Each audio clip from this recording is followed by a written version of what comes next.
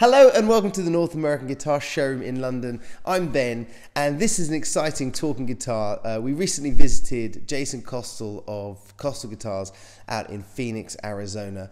You may have seen our recent interview with him.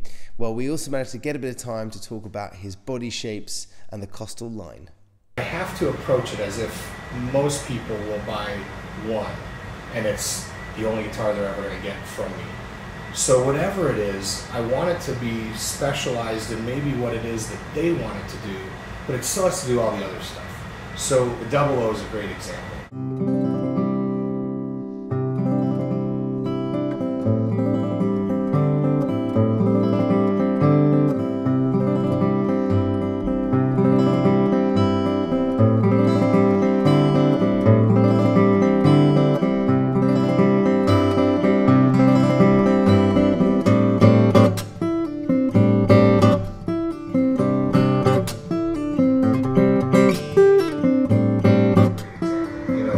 When I set out to build that guitar, most people, I always say it's a small body guitar with a big bodied voice. People are like, well, why would you need that? Why not just get a big bodied voice? You have a big bodied guitar. And the reality is I have a lot of clients with shoulder problems that have played jumbos and dreadnoughts their whole life, and now they're in their 60s, and reaching over a large lower bout hurts. Some people like to travel with it, and they want it to fit in a compartment, or they just want something intimate to play.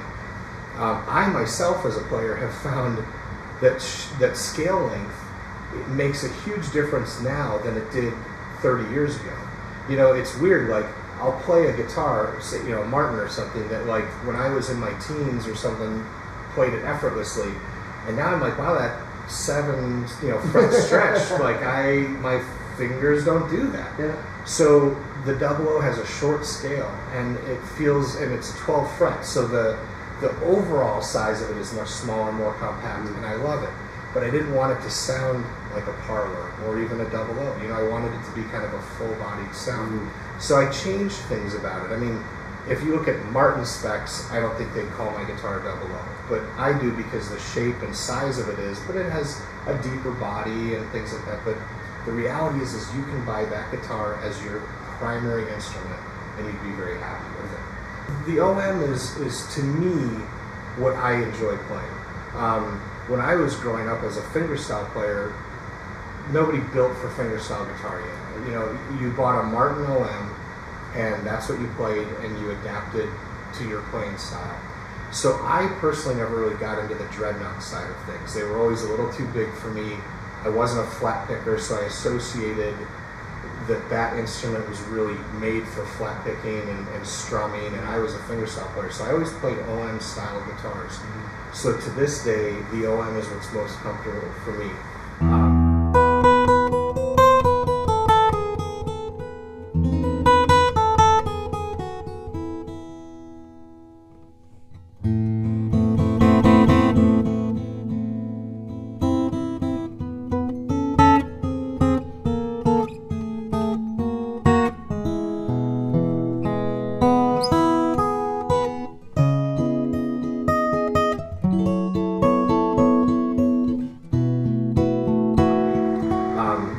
I find it to be a very balanced instrument, and really, for me, as I'm sitting and playing, it allows me to do what I want it to do. I can push it and drive it, and it's going to be able to do that. But I can also play very subtly, and you still hear the nuances when you're playing very quiet and stuff like that. In my opinion, the guitar should not limit the musician's creativity. So many musicians adapt to their guitar. They buy one guitar, or they're on tour and they're carrying one guitar. So they go, well, this guitar does this well, and it doesn't do this well, so I'm going to adapt my playing style or my song list or anything like that to this instrument. And to me, like, that's not what the instrument's supposed to do. The instrument's supposed to be this open, clear, palette, and you decide as the musician what it's going to do and how it's going to do it. And so that's where I think the OM really shines, is it's like people can pick it up. And yeah, I mean, you can play bluegrass, you can play, rock and jazz and everything else on it, but it's going to handle all those things eloquently. The MD is basically Irvin's design, and the modified side of it is, you know, moving the waist to a different location, sound hole diameter, depth, all those things to make it more comfortable to play sitting down. Yeah. And the idea was to make a finger-style guitar, but with the, you know, kind of the depth that a dreadnought would normally have. And really what I'm getting at is that bass end, you know. So to me, the MD is like an OM on steroids. Yeah.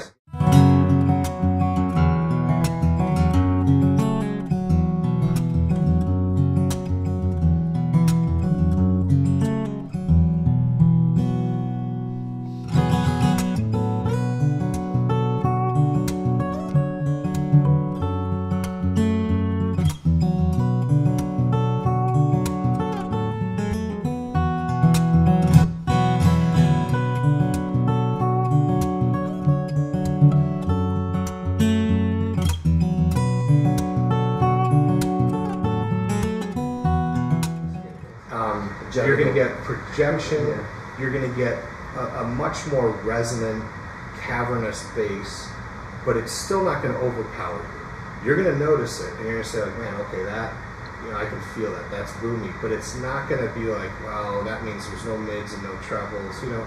It really is a great instrument. But when I play, I don't really need that projection, and I don't need a lot of the stuff that the MD does, so that's why the OM tends to work for me. But the MD is great for performers and people that are playing in different venues and different type settings, and it just works very well.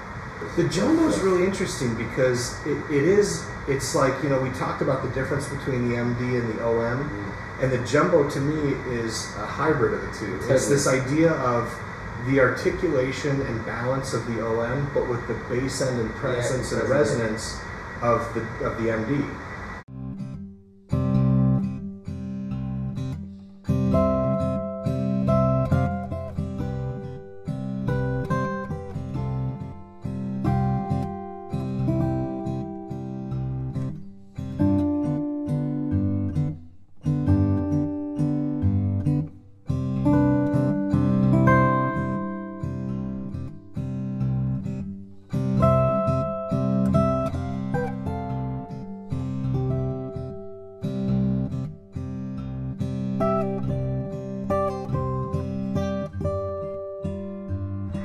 It's a big guitar though, and I you know, if you're a small person, it can be, you know, difficult to play. So it's not for everybody, but I'm very happy with what it is and where it is.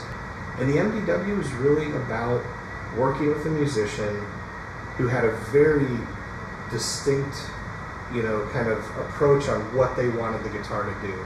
And that was amazing because, and he could articulate it. And so good. I mean, he's the best articulator. Yeah. And he could say, and here's why I need it, and he could play it and show you and everything else. And so it really helped me kind of challenge myself in a really positive way, because it was like, okay, I have these great guitars. I'm really happy with them, and I'm happy with what they're doing. So if I turn it to 11, you know, on each one, what do we come up with? And that to me is the MDW.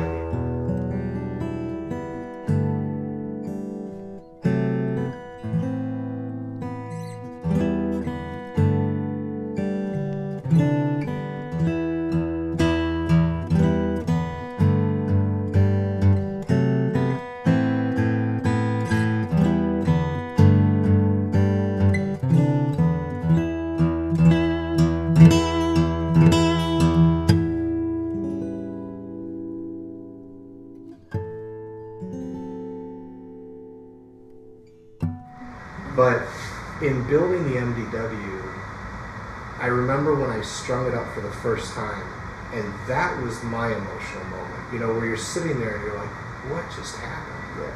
You know, this is a brand new guitar, and I'm speechless. I can remember the emails that you were sending to Michael and I about that.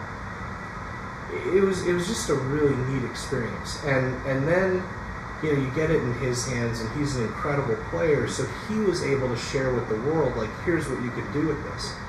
And all of a sudden, people started ordering them, and as they got them, you know, they're like, oh my God, you know. And I have one client who he had 2 OMs and an MD, he commissioned an MDW from me, mostly just because I convinced him, like, well, if you're going to get another guitar, you should get something different.